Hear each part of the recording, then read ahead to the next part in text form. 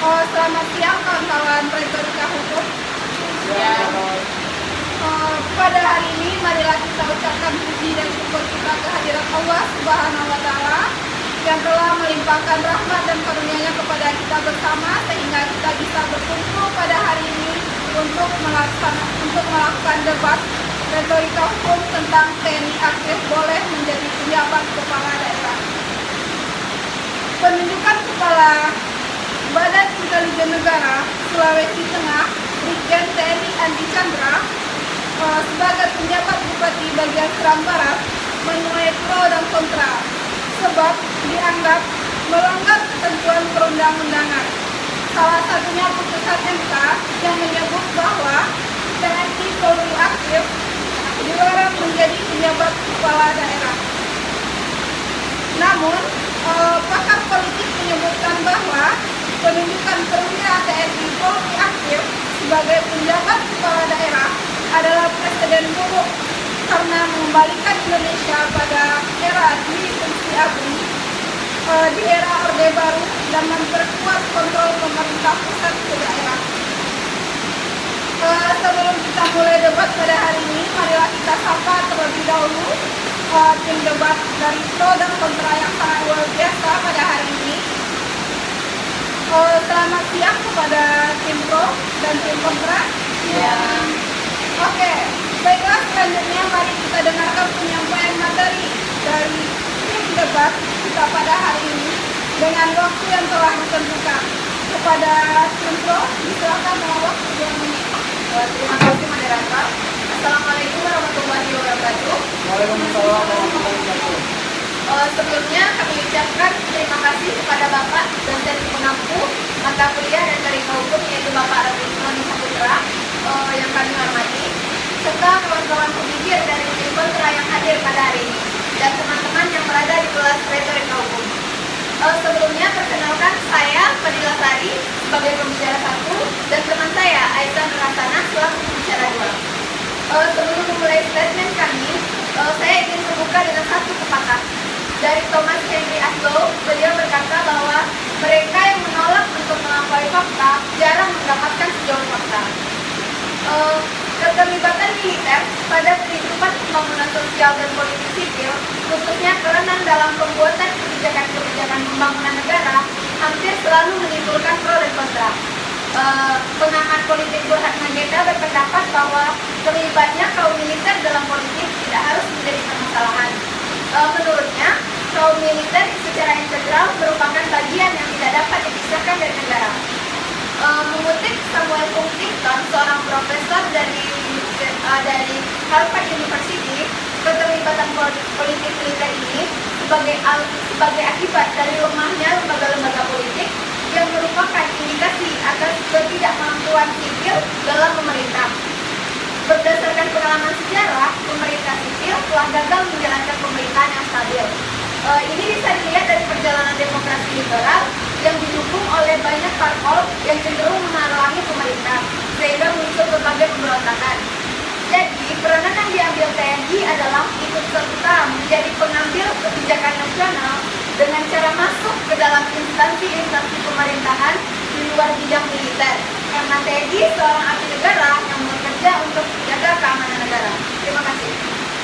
Oke, terima kasih kepada tim pro yang telah menyampaikan statement. Kemudian selanjutnya kita dengarkan statement dari tim kontra. Silakan kepada tim kontra dalam waktu 2 menit mulai dari sekarang. Assalamualaikum warahmatullahi wabarakatuh. Waalaikumsalam warahmatullahi wabarakatuh. Terima kasih moderator dan kawan-kawan info dan kawan-kawan yang menyaksikan debat pada hari ini. Kembali kita pada mosi debat kita kali ini, yaitu anggota tim TNI aktif boleh menjadi pejabat kepala daerah. Kembali kami ingatkan lagi bahwa penunjukan aparat TNI aktif sebagai penjabat kepala daerah yang habis masa tugas sebelum pemilu 2024 harus segera dihentikan. Pasalnya, hal ini melanggar aturan terkait tugas dan fungsi pokok jabatan dengan memberikan semacam peluang kepada TNI atau Polri aktif untuk menduduki jabatan sipil. Pemerintah dan DPR harus segera memastikan jabatan sipil tidak disandang oleh anggota TNI atau Polri karena tidak sesuai dengan semangat dan amanat reformasi. Pakar hukum dan ilmu politik menyebutkan bahwa penunjukan perwira TNI dan Polri sebagai penjabat kepala daerah ini adalah presiden buruk karena mengembalikan Indonesia pada era Revolusi ABRI di era Orde Baru dan memperkuat kontrol pemerintahan pusat daerah. Oke, terima kasih kepada tim kontra. Terima kasih kepada kedua tim debat pada siang hari ini. Baiklah teman-teman semuanya, itulah penyampaian materi dari kedua tim debat kita. Selanjutnya kita masuk kepada sesi debat pada siang hari ini. Pada tim Bro, silakan. Baik, terima kasih moderator. Terima kasih kawan-kawan tim kontra. Tadi kawan-kawan tim kontra mengatakan bahwa keterlibatan perwira TNI dan Polri aktif itu mengembalikan Indonesia kepada Revolusi ABRI. Sebelumnya, pada awal statement tadi telah dijelaskan oleh rekan saya bahwa keterlibatan TNI Polri aktif itu tidak seharusnya menjadi persoalan karena koordinator bidang politik keamanan Mahfud MD mengatakan bahwa perwira dan TNI Polri aktif itu sebagai penjabat kepala daerah itu diperbolehkan oleh undang-undang dan peraturan pemerintah serta keputusan MK. Mahfud MD menyebut dalam pasal 20 Undang-Undang Nomor 5 Tahun 2014 atau yang ditegaskan anggota TNI dan Polri aktif itu masuk ke dalam birokrasi asal diberi jabatan struktural sesuai dengan tugasnya. Jadi dengan ini dapat kita lihat bahwa tidak adanya keterlibatan Revolusi ABRI di sini. Jadi konteks dari pernyataan kawan-kawan tim kontra. Oke, silakan kepada tim kontra. Nah, berdasarkan penjelasan yang dijelaskan tim Pro tadi, sebenarnya bukan titik puncak dari permasalahan ini. Bisa kita lihat bahwa penunjukan prajurit TNI aktif sebagai pejabat kepala daerah, contohnya di daerah Serang Barat itu merupakan bentuk dari fungsi TNI karena hal ini melanggar peraturan undang-undang pasal 30 ayat 3 Undang-Undang Negara Republik Indonesia 1945 menyebutkan bahwa tugas pokok TNI adalah menegakkan kedaulatan negara, mempertahankan keutuhan wilayah Republik Indonesia yang berdasarkan Pancasila dan Undang-Undang 1945, serta melindungi segenap bangsa dan seluruh tumpah darah Indonesia dari ancaman dan gangguan terhadap keutuhan bangsa dan negara. Telah diatur secara rinci tentang tugas militer sebagai alat pertahanan negara. Instruksi moderator. Oke, silakan. Nah, di sini Mahfud MD mengatakan bahwa perwira TNI dan Polri aktif sebagai penjabat kepala daerah dibenarkan oleh undang-undang seperti yang sudah dijelaskan oleh rekan saya tadi di pasal 20 Undang-Undang Nomor 5 Tahun 2014. Sementara penunjukan kepala Brigjen TNI Sulawesi Tengah yang menjadi penjabat Bupati Serang Jawa Barat itu sebagai penjabat untuk menggantikan Bapak Ius Akarina yang mana jabatannya itu sudah berakhir pada tanggal 22 Mei bulan lalu. Instruksi moderator. Oke, silakan tim kontra. Terima kasih moderator dan teman berpikir dari tim Pro yang saya hormati. Di sini kita harus mengetahui terlebih dahulu tugas dan fungsi wewenang aparatur. Jadi bisa kita lihat bahwa penanggulangan krisis di bidang hukum bertujuan untuk tegak dan untuk terlaksananya hukum dengan sasaran terwujudnya ketertiban, ketenangan, dan ketentraman masyarakat. Sementara Fahri Bahmid menilai penunjukan Kepala Badan Intelijen Negara Sulawesi Tengah Brigjen Andi sebagai penjabat Bupati Serang itu menyalahi aturan. Penunjukan penjabat dari unsur prajurit TNI aktif tidak tersedia pijakan konstitusionalnya yang mana pada prinsipnya mengenai keterlibatan prajurit TNI aktif dalam menduduki jabatan sipil adalah sesuatu yang salah. Karena pada hakikatnya prajurit hanya dapat menduduki jabatan sipil. Oke, silakan tim Pro. Oke, baik, terima kasih. Begini teman-teman berpikir dari tim kontra. Sebenarnya penunjukan penjabat baik itu gubernur, wali kota, bupati yang terjadi itu berasal dari TNI aktif itu sebenarnya itu bukan sesuatu hal yang salah karena sebagaimana yang dikatakan oleh guru besar Bapak Adinus, itu beliau mengatakan bahwa penunjukan ini biasanya terjadi karena kebutuhan ke wilayah tertentu, di mana itu juga merujuk pada keputusan MK, keputusan MK nomor 15 dari PPU strip 20 dari 2022 paragraf 3 yang mana MK mengusir Undang-Undang nomor 311 tahun 2004.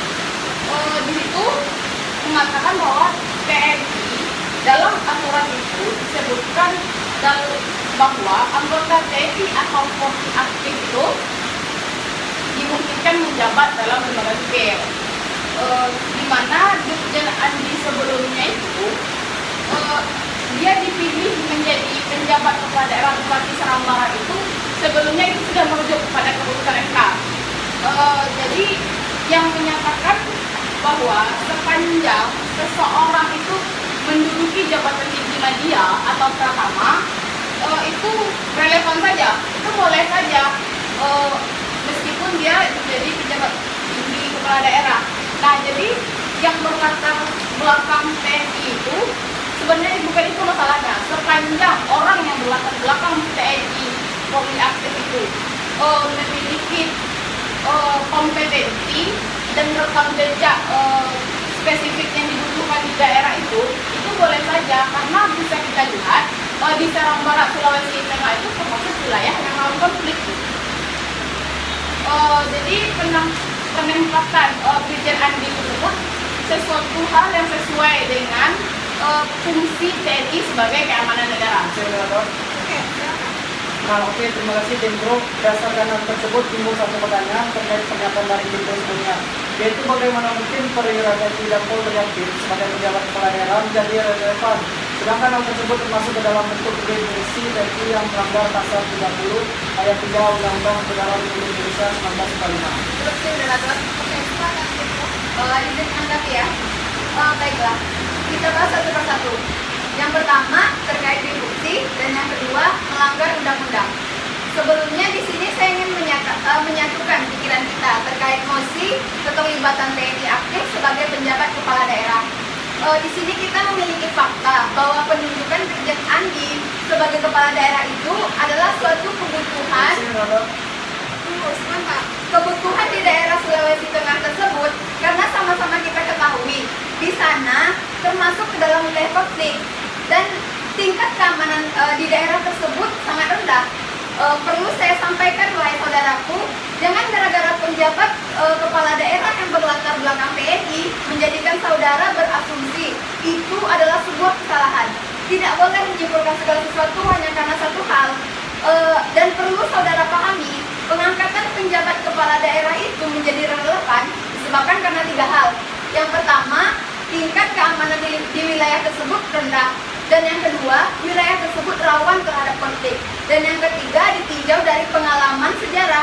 Jadi, dari penjabaran di atas, bisa kita tarik kesimpulan bahwa Brigjen Andri Chandra ini hanya sebagai penjabat Bupati Seram, bukan pejabat Seram Barat, di mana penjabat tersebut merupakan pengisi kepemimpinan yang kosong dalam jangka waktu yang singkat atau sementara. Oke, baiklah, itulah penampilan debat dari tim pro dan tim kontra. Nah, selanjutnya penyampaian closing statement dari kedua tim. Kepada tim pro, silakan. Baik, terima kasih. Terima kasih kepada tim kontra. Di sini saya akan menyatakan saya itu kita harus lebih bisa berpikir lebih luas bahwa apa yang terjadi di lingkungan sekitar kita itu salah satunya TNI Polri aktif yang menjadi penjabat kepala daerah. Nah, itu tuh sebagai petinggi ASN, meskipun dalam undang-undang TNI mengatur bahwa TNI dan Polri itu hanya dapat menjabat setelah masa jabatannya habis. Nah, di sini kami dari tim pro menegaskan kembali bahwa undang-undang itu seharusnya direvisi, karena siapapun orang berhak menduduki jabatan tersebut karena beliau memiliki hak untuk dipilih dan memilih. Itu hak manusia yang tidak bisa dihilangkan. Jadi pengangkatan Brigjen Andi sebagai Bupati Seram itu adalah sesuatu yang wajar, karena pada kodratnya yang ingin menjadi pejabat tinggi ASN itu boleh saja selama bersikap profesional dan realistis, dan kejadian ini tidak terjadi pada masa Brigjen Andi saja. Pada masa Bapak Jokowi itu juga sudah ada beberapa pejabat-pejabat tinggi Polri, TNI di Indonesia sekarang. Baik. Oke, terima kasih. Closing statement dari tim kontra, silakan. Baik, terima kasih moderator.